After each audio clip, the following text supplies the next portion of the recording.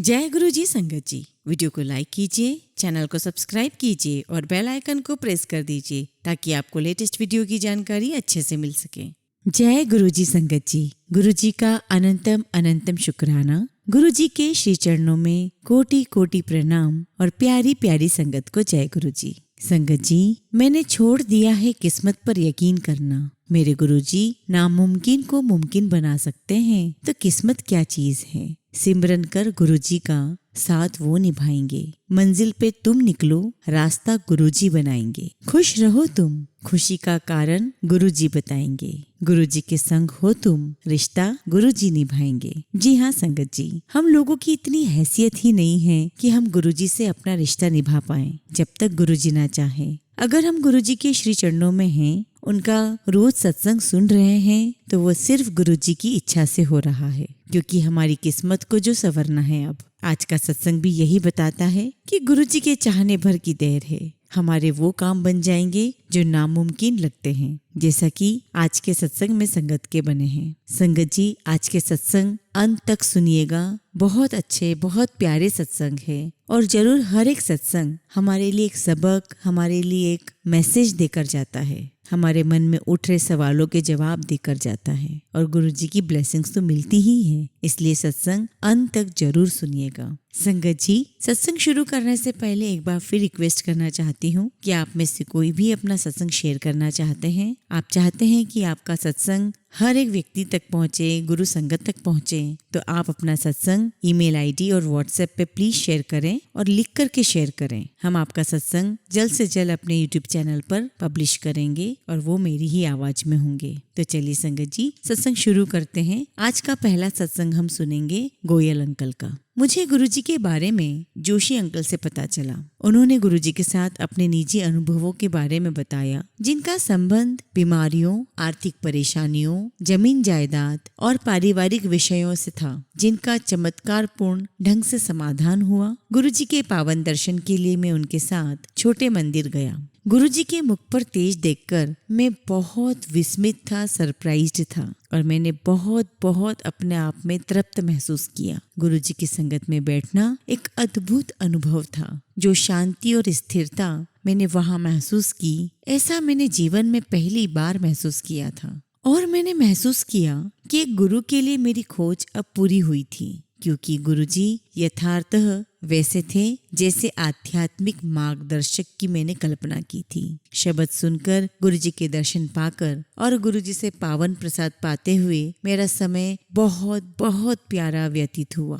मुझे वह जगह बहुत अच्छी लगी। इस पसंद को एक लत में परिवर्तित होने में बहुत समय नहीं लगा। गुरुजी के दर्शन, प्रसाद, शब्द और उनके शर्त रहित प्रेम की लत मैंने हफ्ते में एक बार नियमित रूप से जाना शुरू कर दिया और जब भी अवसर मिलता मैं हफ्ते में 2 बार जाने से भी नहीं हिचकिचाता। इसका परिणाम यह हुआ कि गुरुजी की कृपा से मैं आज स्वस्थ और तंदुरुस्त हूँ। वास्तव में गुरुजी के चरण शरण में रहकर मैं अपने संचित बुरे कर्मों से भी छुटकारा पा सका हूँ। संगत जी, गुरुजी की इच्छा और आज्ञा से हम में से कुछ को अवसर मिलता है कि हम गुरु परिवार में अपने मित्रों को भी शामिल कर सकें। मुझे भी ऐसा ही अवसर प्राप्त हुआ जब मेरे एक मित्र मित्तल अंकल ने मुझसे गुरुजी के बारे में सुना और वह संगत में आने की इच्छुक हुए। मैं उनके साथ गुरुजी के यहाँ चलने के लिए तैयार था। बहुत समय से मित्तल अंकल अपनी बेटी के लिए एक अच्छे रिश्ते की खोज में थे, पर अभी तक वह असफल रहे। गुरुजी के दरबार में आने के 1 हफ्ते बाद ही उन्हें अपनी बेटी के लिए एक योग्य रिश्ता मिला। वह गुरुजी के पास उनकी आज्ञा और आशीर्वाद के लिए आए। गुरुजी ने उस रिश्ते के लिए अपनी स्वीकृति दी और बोले, तेरा कल्याण हो गया। बाद में जब मित्तल अंकल ने गुरुजी को शादी का निमंत्रण पत्र दिया, गुरुजी ने वर वधू को एक बहुत अच्छा सुंदर भावी जीवन का आशीर्वाद दिया। आज वो दंपति एक खुशहाल वैवाहिक जीवन व्यतीत कर रहे हैं और मित्तल अंकल नियमित रूप से आते हैं। गुरुजी के यहाँ आने के बाद मेरे जीवन की परिभाषा ही बदल गई। एक बार उनके दरबार में प्रवेश करने के बाद सभी सांसारिक चिंताएं भूल जाती है और कुछ रह जाता है तो बस गुरुजी और आप। यह अनुभूति सिर्फ मुझ तक सीमित नहीं थी, मित्तल अंकल और बहुत सारी संगत भी ऐसा ही महसूस करती है। गुरुजी की महासमाधि एक घोर सदमा था जिसने मुझे अंदर तक हिलाकर रख दिया। परंतु ये अनुभूति कि गुरुजी अभी भी हमारे साथ ही हैं, अपना आशीर्वाद और प्रेम हम पर बरसाते हुए, मुझे जल्द ही हो गया। मंदिर में गुरुजी की खुशबू और जीवन के हर पहलू में उनका आशीर्वाद पूर्णतः स्पष्ट है। करीब 4 महीने पहले गुरुजी ने मुझे सपने में दर्शन दिए और अपने अनोखे तरीके से मुझे बुलाकर बोले, ओए गोयल, इत्थे आ। संगत विच जाना ना छड्डी। गुरुजी के दर्शन हमेशा मुझ में जोश भर देते हैं और मेरी स्मृति में अमिट रूप से एक छाप छोड़ जाते हैं। साथ ही मैं उनकी आज्ञा का हमेशा पालन करूंगा। गुरुजी हमारे बीच ही हैं और हमसे प्रेम करते हैं और अपनी कृपा उन पर बरसाते रहते हैं जो उनसे जुड़े हुए हैं। आप सभी संगत से हाथ जोड़कर विनती है, गुरुजी में पूर्ण श्रद्धा, पूर्ण विश्वास रखिए। गुरुजी हमारे साथ हर पल है, आपकी हर बात, हर विनती सुनते हैं और आपको हर बात का जवाब देंगे। जय गुरुजी। संगत जी, अब हम कमल अंकल का सत्संग सुनेंगे। संगत जी, मुझे पहली बार गुरुजी के दर्शन का अवसर जुलाई 2003 में मिला। मेरा पाँव टूटा हुआ था, जिसकी जल्द ही सर्जरी होने वाली थी। यह सर्जरी पहली बार नहीं हो रही थी। गुरुजी के दर्शन से पहले भी मेरी 3 बार सर्जरी हो चुकी थी, जो कि असफल रही थी क्योंकि इन्फेक्शन काबू से बाहर हो गया था। लेकिन इस बार मैं गुरुजी के पास आया और सर्जरी करवाने की आज्ञा ली।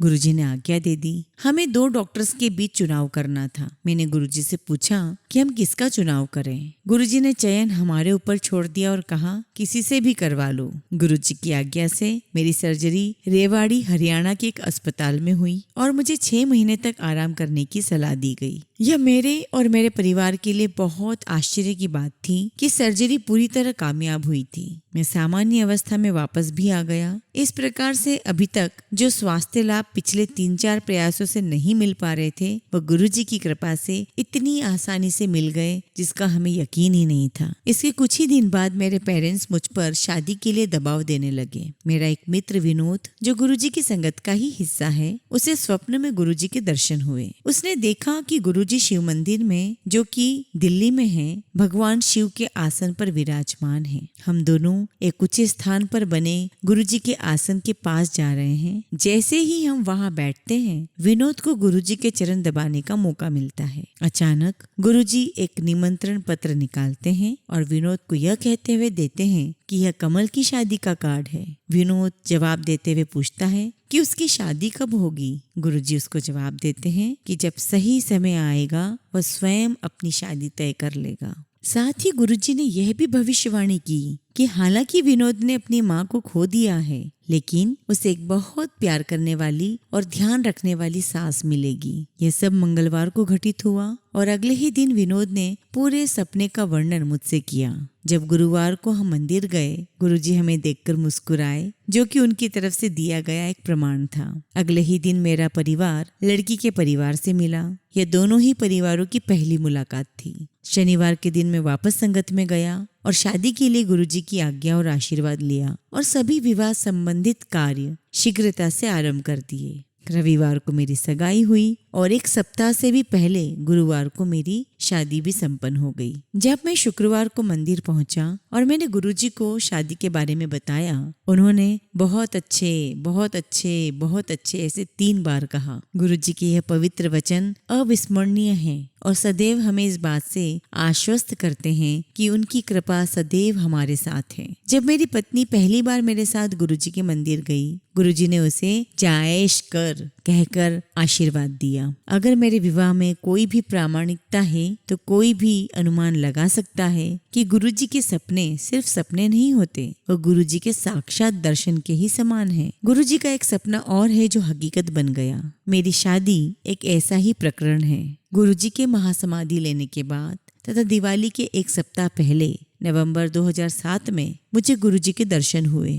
मैंने एक बड़ा मैदान देखा जिसमें एक ही कमरा है जहां गुरुजी अपनी गद्दी पर बैठे हुए हैं। गुरुजी किसी बड़े समारोह की तैयारी के लिए लोगों को निर्देश दे रहे हैं। वह हजारों जवान सेवादारों को संगत को नियंत्रित करने व संभालने के लिए आदेश दे रहे हैं और ये भी बता रहे हैं कि संगत लाखों में होगी। सेवादारों को आपस में संपर्क करने के लिए वॉकी टॉकी दिए गए। उसके बाद गुरुजी ने मुझे और एक और भक्त मनोज को कमरे के अंदर बुलाया और अन्य संगत को बाहर जाने के निर्देश दिए। मैं कमरे के भीतर था और मनोज बाहर तैनात था। संगत गुरुजी की आज्ञा अनुसार आ जा रही थी। जब गुरुजी ने मुझे लंगर खाने के लिए कहा तो मनोज को भीतर बुला लिया।